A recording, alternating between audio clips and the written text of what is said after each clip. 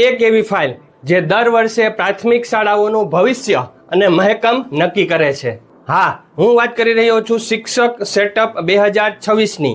જો તમે એક શિક્ષક કે આચાર્ય શ્રી છો તો તમને ખબર જ હશે કે 1 ઓગસ્ટ નજીક આવી રહી છે અને આ વખતે જે 1 થી 12 પત્રકો આવ્યા છે તેમાં એક નાની સરખી એન્ટ્રી તમારી શાળાના આખા મહેકમને બદલી શકે છે, પણ ગભરાવાની જરાય જરૂર નથી। આજે હું એક એવી સિક્રેટ રીત બતાવવા આવ્યો છું જેનાથી તમારા 12 પત્રકો માત્ર થોડી મિનિટોમાં એકદમ પરફેક્ટ ભરાઈ જશે। ચાલો જાણીએ કે આ સસ્પેન્સ શું છે। સૌથી પહેલા વાત કરીએ તો પત્રક 1 અને 2 ની।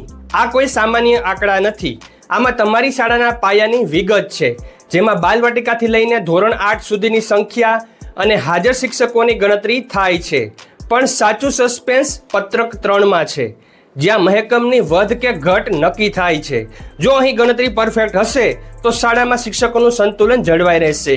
તેની જ સાથે પત્રક 4માં વિદ્યાર્થીઓની કેટેગરી વાઇઝ વિગત ચોકસાઈથી ભરવાની છે, જે એકદમ સરળ છે જો તમે યોગ્ય રેકોર્ડ સાથે રાખશો। હવે આવે છે વિડીયોનો સૌથી મહત્વનો ભાગ, પત્રક નંબર 5 અને 6। તેમાં મુખ્ય શિક્ષકો અને વિદ્યા સહાયકો સહિતના ફૂલ પગારના શિક્ષકોની વિગતો મેનેજ થાય છે। આ પત્રકો આપણને એ પોઝિટિવ મેસેજ આપે છે કે આપણું શિક્ષણ તંત્ર કેટલું વ્યવસ્થિત રીતે કામ કરી રહ્યું છે। પત્રક નંબર 7 તો હાઈસ્કૂલ અને ઉચ્ચ પ્રાથમિક માટે હાટ સમાન છે, કારણ કે તેમાં વિષયવાર એટલે કે ગણિત વિજ્ઞાન, ભાષા અને સામાજિક વિજ્ઞાનના મહેકમની સાચી સ્થિતિ ખબર પડે છે। અને પત્રક 8માં આપણી શૈક્ષણિક લાયકાત સોનેરી અક્ષરે અંકિત કરવાની છે। મિત્રો, પત્રક 9 અને 10 આપણને ભવિષ્યનો રોડ મેપ આપે છે। જે શિક્ષક મિત્રો નિવૃત્ત થઈ રહ્યા છે તેમની સન્માનજનક વિગતો અહીં ભરવાની છે, જેથી નવા સેટઅપમાં કોઈ મુશ્કેલી ન પડે। પત્રક 11 ખૂબ જ સંવેદનશીલ અને સુંદર છે, જેમાં આપણા વાલા દિવ્યાંગ બાળકોની વિગતો આપવાની છે, જેથી તેમને તમામ સરકારી લાભો મળી શકે। અને છેલ્લે પત્રક 12 કેટેગરી વાઇઝ આખા સેટઅપને એક સુંદર આખરી ઓપ આપે છે।